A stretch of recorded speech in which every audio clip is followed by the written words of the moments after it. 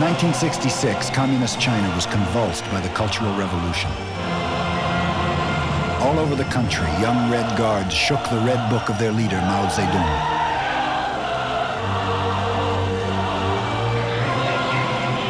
In fury, they cast out their elders and demanded single-minded devotion to the revolution. It was a time with only two official heroes, Mao Zedong and a writer who had died 30 years before, Lu Xun.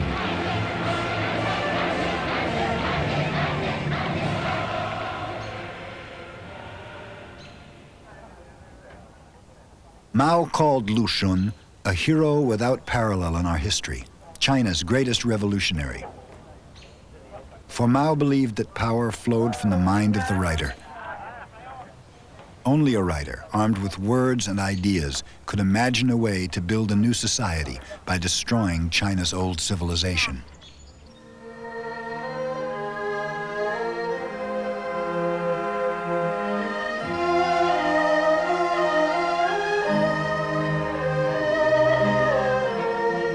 At the turn of the century, the decay of China's ancient civilization mocked its former glory.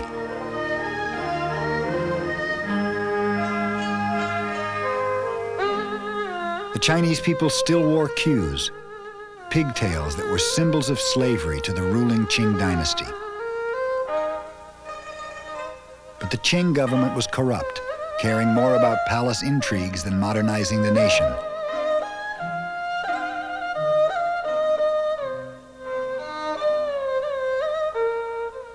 In the coastal cities, the Western powers flaunted their power before a nation too weak and divided to resist them. In the countryside, Chinese were wretchedly poor. Famine was common.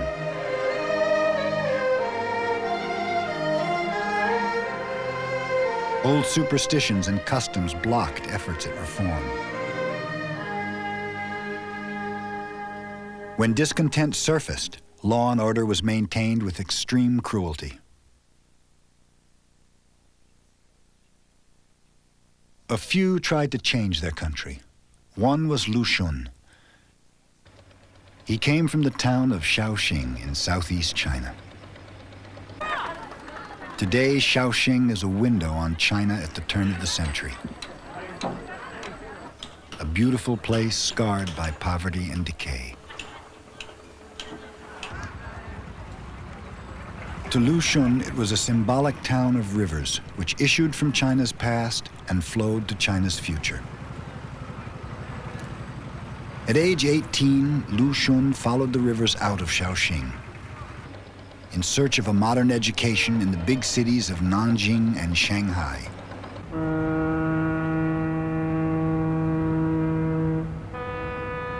Shanghai's river is the Yangtze, and it flows to the sea.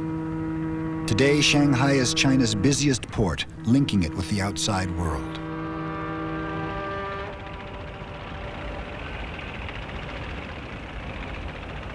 For Lu Xun, the outside world presented something totally different from China. The European gunboats that steamed upriver signaled a magical new realm of wealth and power. The row of old Western buildings that still face the river was called the Bund. It was the heart of the Western presence in China.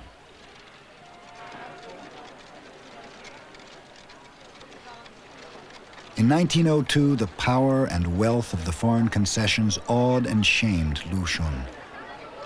The West seemed to have something that China did not. Lu Xun was faced with a hard irony. To bring progress to China, he had no choice but to go abroad. That was the first time that he was exposed to Western learning, to Western science. He became fascinated by Western ideas. But I think the West was kind of a wondrous universe. You know, it was almost like science fiction. Intellectually speaking, of course, Japan after Meiji was the place, the country. It was regarded as the window of Western learning. In 1902, Lu Xun traveled to Tokyo. Like many other Asian scholars and writers, he was drawn to Japan because he saw in Tokyo's buildings and trains evidence that an Asian country could modernize. For Lu Xun, nothing was more modern than Western medicine. He enrolled in a medical school in the north of Japan. It was in this building at Sendai's Tohoku University where Lu Xun studied anatomy and biology. He was driven by the memory of his father who had died young, fed roots and crickets by a Chinese doctor who did not understand his father's disease. Apparently his father had tuberculosis and he was vomiting blood. And Lu Xun, as a young kid, was summoned during the last moments to go through this ritual of calling out his father's name, father and father. And finally his father sort of woke up and from his coma and said, "Shut up, don't disturb me." And his father then sort of died peacefully. So Lu Xun said that this was the greatest trauma in his childhood. And he wanted to reenact, in medical terms, that whole episode, but this time as a Western doctor. So he will be able to cure patients like his father who were victims of traditional Chinese medicine. Western medicine was hard for Lu Xun. He was squeamish about blood, and the lectures in Japanese were difficult. Winter in Sendai was cold and lonely. Lu Xun was the only Chinese student in a town where Japanese troops shipped out to China to fight in the Russo-Japanese War.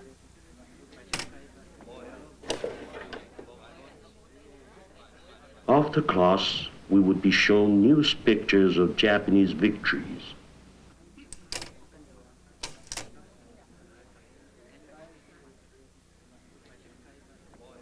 There were also Chinese spies for the Russians who were captured by the Japanese and killed while other Chinese looked on. Banzai! The students clapped their hands and cheered. But to me, the cheering was jarring. He suddenly felt alienated in the midst of a jingoistic Japanese crowd. The crowd of Chinese people were watching one of their own being executed, but they had no expression. If you have a face with no expression, you have no soul. The slide convinced me that medical science was not so important after all. The people of a weak and backward country, however strong and healthy their bodies might be, could only be victims or witnesses of senseless horrors. The important thing, therefore, was to change their spirit.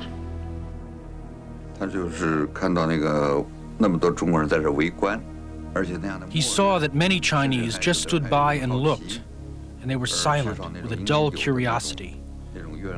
They lacked any anger or rage. They lacked these emotions. The Chinese were all numbed. Lu Xun was perhaps the first writer who looked squarely in the eye of the ugly nature of the character of the Chinese people. Lu Xun decided to become a writer. He returned to China in 1909. With a pen instead of a scalpel, he went searching for a cure to the sickness in China's soul. In 1911, 2 years after Lu Xun returned home, his country surprised him. Led by Sun Yat-sen, revolutionaries overthrew the Manchu dynasty. Barbers cut off the old queues, but new haircuts weren't enough to solve old problems. The new government was too weak and divided to come to terms with the foreign countries that controlled China's coastal cities. China was no match for the destructive power of the West.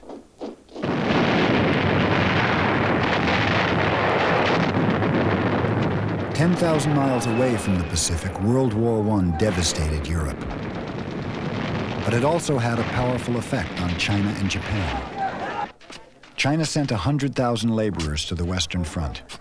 They worked for the Allied side in hopes of winning the German concession on China's Shandong Peninsula.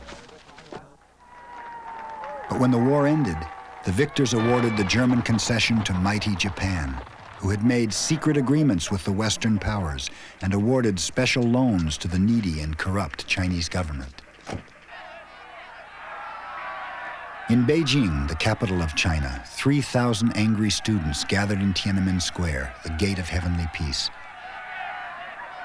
They marched in protest to the embassies of the colonial powers, then burned the house of a Chinese minister closely linked with the Japanese.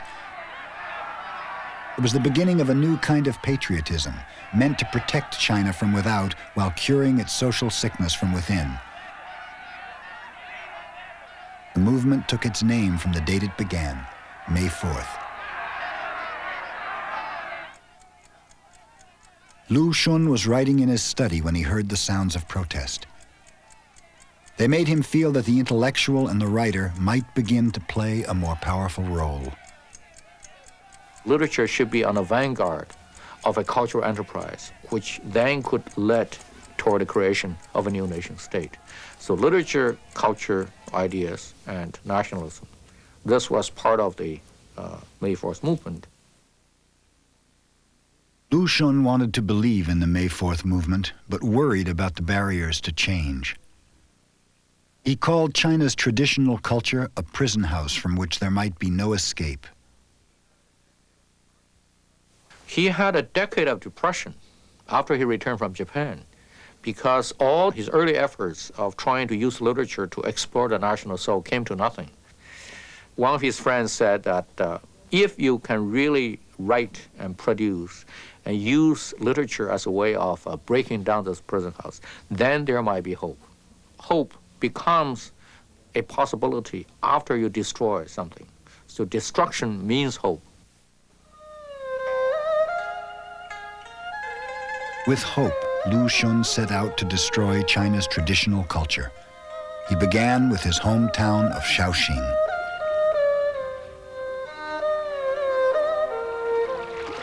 Shaoxing's canals are like veins and arteries, taking barges and paddle boats through the heart of the city.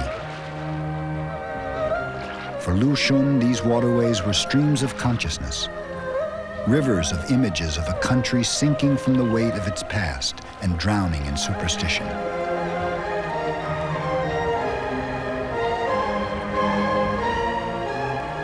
Using his hometown as a stage, Lu Xun wrote stories that lashed out at a China he found backwards, corrupt, and complacent.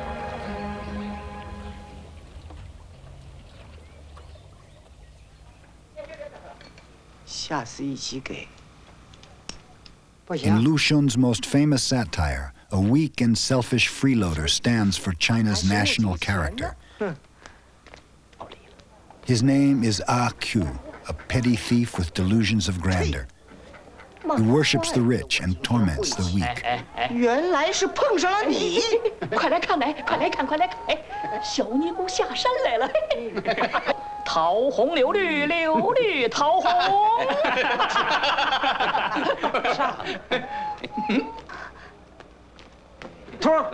To Lu Xun, China could not move forward as long as its people were like Ah Q.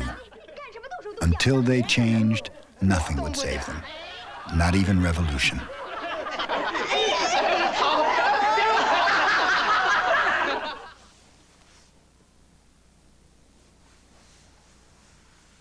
Fan Zhong is one of China's most famous painters. He began his career illustrating the stories of his favorite writer, Lu Xun. Ah Q typified the backwardness of Chinese peasantry. He thought that after the 1911 revolution, he would be able to enter the palace of the emperor, to wear silk and brocade, to get whatever woman he desired.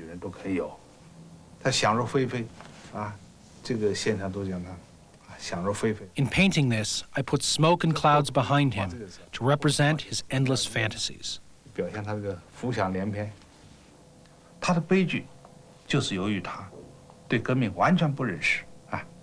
His tragedy was that he had no notion of the revolution, himself representing backwardness. Lu Xun was full of anger at him, but he felt that his fate was pitiable.